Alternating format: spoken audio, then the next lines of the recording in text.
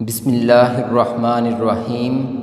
अस्सलाम वालेकुम student, my name is Asadurrahman and we are studying about the chapter number 16 that is chemical industries.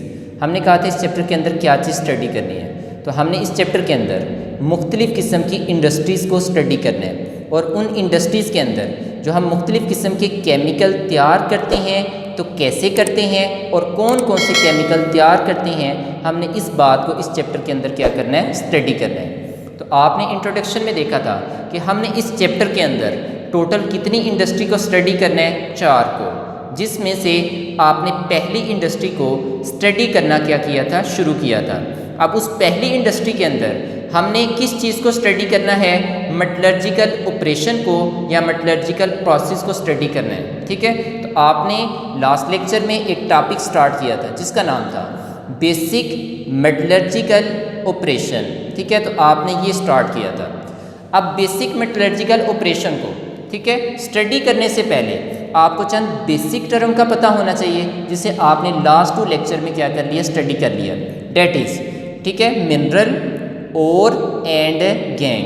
आपने इन तीनों basic term को अच्छे तरीके से क्या कर लिया, स्टडी कर लिया। तो आज हम मेटलर्जी को सही तरीके से क्या करेंगे, स्टडी करना शुरू करेंगे। तो चलें स्टार्ट करते हैं। अब मेटलर्जिकल कहाँ से निकला, मेटलर्जी से। और मेटलर्जी के अगर स्टार्ट पे गौर करें तो पहले 5 लफ्ज़ों पे गौर करें तो क्या लिखा हुआ है, मेटल। अब मेटल से क्या मुराद है, देखें आपके घर में देखें बहुत सी चीज़ें किसकी बनी होती हैं, मेटल की। आप अपनी रोज़मर्रा ज़िंदगी में बहुत से क्या करते हैं, मेटल का क्या करते हैं, इस्तेमाल करते हैं, like gold, silver, iron, copper. आप बहुत सी मेटल का अपनी रोज़मर्रा ज़िंदगी में क्या करते हैं, इस्तेमाल करते हैं। तो ये जो मेटल हैं ये हम कहाँ से हासिल करते हैं, ठीक है। तो ये जो मेटल हैं ये आपकी ज़मीन के नीचे पाए जाते हैं। अब ज़मीन के नीचे क्या ये प्योर फॉर्म में होते हैं या इम्प्योर फॉर्म में होते हैं, तो ज़मीन के नीचे ये इम्प्योर फॉर्म में होते हैं। तो हम क्या करते हैं, इस इम्प्योर फॉर्म ऑफ मेटल को ज़मीन से निकालते हैं। जब निकालते हैं तो हम उसको क्या कह रहे थे लास्ट टाइम, ओर कह रहे थे। तो जब हमने उसको ज़मीन के नीचे से इम्प्योर फॉर्म ऑफ मेटल को निकाला, तो निकालने के बाद हमने उसको इंडस्ट्री में जाकर मुख्तलिफ प्रोसेस में से गुजारा, और गुजारने पर हमने प्योर मेटल को सेपरेट किया और इम्प्योरिटीज़ को क्या किया, सेपरेट किया। तो इस प्रोसेस को नाम क्या देते हैं, मेटलर्जी। तो वो प्रोसेस जिसमें हम प्योर मेटल को सेपरेट करते हैं और इम्प्योरिटीज़ को सेपरेट करते हैं, उस पूरे प्रोसेस को नाम क्या देते हैं, मेटलर्जी। यहाँ तक बात समझ आ गई, तो चलें स्टार्ट करते हैं। तो व्हाट इज़ मेटलर्जी, मेटलर्जी क्या है, तो देखें द प्रोसेस, ठीक है, ये वो प्रोसेस है, ये वो अमल है ऑफ एक्सट्रैक्शन। एक्सट्रैक्शन का मतलब होता है निकालना, of metal in a pure state. कहता है वो प्रोसेस या वो अमल जिसमें हम मेटल को उसकी खालिस हालत में क्या करते हैं, निकालते हैं, ऑन अ लार्ज स्केल, बड़े पैमाने पर। तो जिसमें हम मेटल को खालिस हालत में बड़े पैमाने पर क्या करते हैं, निकालते हैं, फ्रॉम इट्स ओर। अब आपने ओर लास्ट लेक्चर में डिफाइन किया था कि ओर क्या थे। तो जो हम ज़मीन से इम्प्योर फॉर्म ऑफ मेटल निकालते हैं, उस इम्प्योर फॉर्म ऑफ मेटल को क्या कह रहे थे, ओर।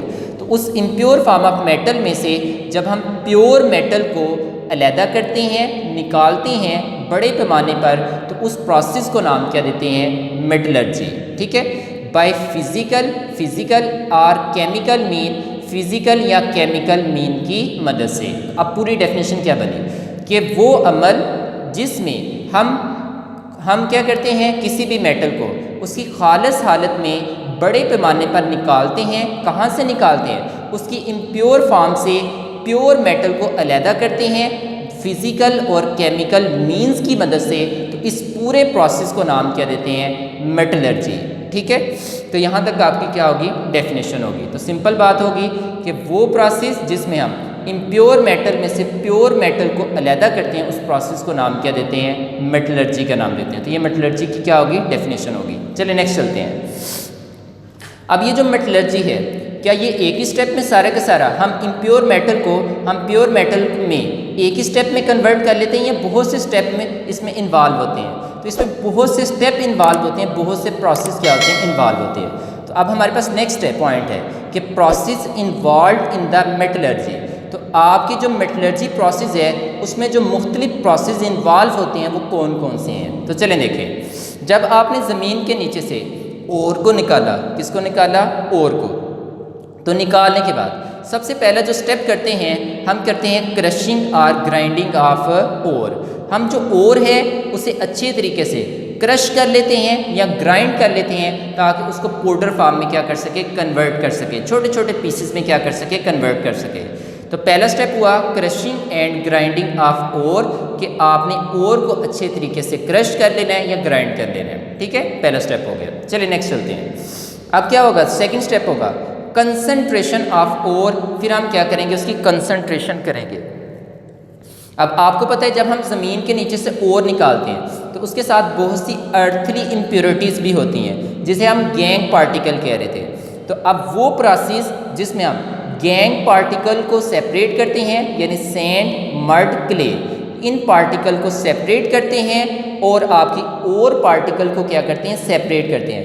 तो वो प्रोसेस जिसमें ओर को उसके गैंग पार्टिकल से सेपरेट करते हैं उस प्रोसेस को नाम क्या देते हैं, कंसंट्रेशन। तो फिर क्रशिंग और ग्राइंडिंग के बाद हम उस ओर की क्या करेंगे, कंसंट्रेशन करेंगे। अब मुख्तलिफ मेटल्स की जो ओर है उनके लिए हम मुख्तलिफ मेथड का इस्तेमाल करेंगे। ठीक है, या तो हम कंसंट्रेशन करने के लिए ग्रेविटी सेपरेशन इस्तेमाल करेंगे, या हम इस्तेमाल करेंगे फ्लोटेशन प्रोसेस इस्तेमाल करेंगे, या हम इलेक्ट्रोमैग्नेटिक सेपरेशन का क्या करेंगे, इस्तेमाल करेंगे ताकि उस ओर में से आपके जो गैंग पार्टिकल हैं वो क्या हो सकें, सेपरेट हो सकें, कुछ इम्प्योरिटीज़ क्या हो सकें, रिमूव हो सके। तो हम इन तीनों पॉइंट को, ठीक है, बाद में डिटेल से 1 बाय 1 करके क्या करेंगे, स्टडी करेंगे। यहाँ तक बात समझ आ गई। आज सिर्फ हम उसके नाम देख रहे हैं। चलें जी, जब हमने ओर की कंसंट्रेशन कर ली, उसमें से गैंग पार्टिकल को रिमूव कर लिया और ओर पार्टिकल को अलहदा कर लिया, तो जो अब आपके पास प्योरीफाइड ओर है फिर उसको नेक्स्ट स्टेप में डालेंगे, ठीक है, ताकि हम उसमें से प्योर मेटल को निकालें। तो फिर थर्ड स्टेप आता है एक्सट्रैक्शन ऑफ मेटल।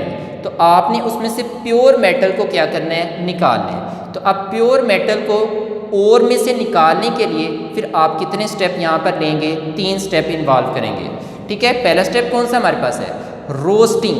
आप रोस्टिंग करेंगे तो उस ओर में से थोड़ी सी इम्प्योरिटीज़ क्या आ जाएंगी, रिमूव हो जाएंगी, लेकिन अभी भी काफ़ी हद तक इम्प्योर फॉर्म है, ठीक है, मेटल की।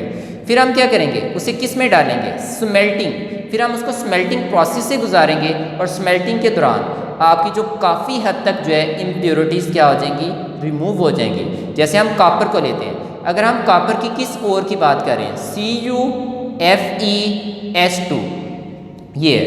अगर आप इस ओर के लिए करें तो आपने कंसंट्रेशन में आपने इससे गैंग पार्टिकल को रिमूव कर लिया था। अब ये जो प्योरीफाइड ओर है, अब आपने इससे मेटल को प्योर फॉर्म में क्या करना है, निकालना है। तो निकालने के लिए पहले आप इसकी रोस्टिंग करेंगे, ठीक है, गर्म करेंगे।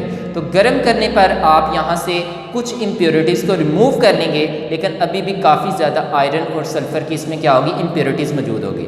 तो फिर आप इसे किस में डालेंगे, स्मेल्टिंग में। तो स्मेल्टिंग प्रोसेस से जब गुजारेंगे तो इसमें से काफ़ी हद तक इम्प्योरिटीज़ रिमूव हो जाएंगी। रिमूव होने के बाद आपके पास कॉपर कितने % प्योर होगा, 45%, यानी अभी भी 55% क्या हमारे पास है, इम्प्योरिटीज़ हैं। तो जब हमारे पास 45% हमारे पास प्योर कॉपर हासिल होगी तो फिर उसे नेक्स्ट स्टेप में डालेंगे बेसिमराइजेशन। तो बेसिमराइजेशन में जब डालते हैं तो इसमें फर्दर इम्प्योरिटीज़ रिमूव होती हैं और रिमूव होने के बाद आपका जो कॉपर है वो कितने % प्योर बन जाता है, 98% क्या होता है, प्योर होता है। तो अब आपने देखा कि आपने उस ओर जो इम्प्योर फॉर्म ऑफ मेटल है उसमें से आपने काफ़ी ज़्यादा इम्प्योरिटीज़ को रिमूव किया और रिमूव करने के बाद आपने प्योर मेटल को एक्सट्रैक्ट किया, इसलिए हेडिंग का नाम क्या हुआ, एक्सट्रैक्शन ऑफ मेटल। तो आपने इन 3 प्रोसेस में से गुजार कर आपने कॉपर को या किसी भी मेटल को काफ़ी हद तक प्योर कर लिया, यानी 98% प्योर कॉपर है और 2% क्या इम्प्योरिटीज़ है। अब जो 2% इम्प्योरिटीज़ है उसे भी रिमूव करना चाहते हैं तो फिर हम इसको 4th स्टेप में रखते हैं, 4th प्रोसेस में से गुजारते हैं, that is refining of metal. Refining क्या होता है, किसी भी इम्प्योर चीज़ को किस में कन्वर्ट करना, प्योर में कन्वर्ट करना, यानी उसको खालिस हालत में कन्वर्ट करना।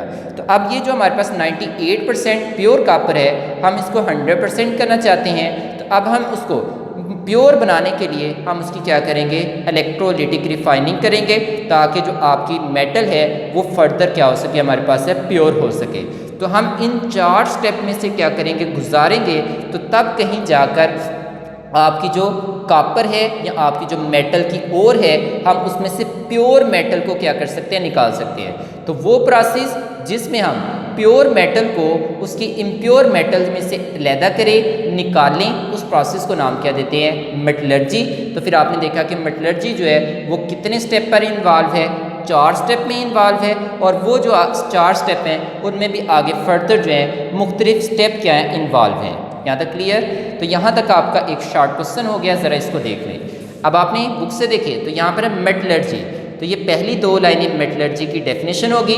आगे जो मुख्तलिफ प्रोसेस मेटलर्जी में इन्वॉल्व होते हैं, ये उनके 3 के नाम दिए हैं, इसके ऊपर आना था। पहले हम क्या करते हैं, क्रशिंग या ग्राइंडिंग करते हैं। तो एक पॉइंट यहाँ पर छोड़ा हुआ है, आप वो भी लिख लें, क्रशिंग एंड ग्राइंडिंग। उसके बाद कंसंट्रेशन, कंसंट्रेशन के बाद एक्सट्रैक्शन, और एक्सट्रैक्शन के बाद क्या हमारे पास है, रिफाइनिंग। तो यहाँ तक आपका हो गया। अगर आपको किसी चीज़ की नहीं समझ आई तो पूछ लें, बाकी जो पॉइंट है उसे 1 बाय 1 करके हम क्या करेंगे, एक्सप्लेन करेंगे।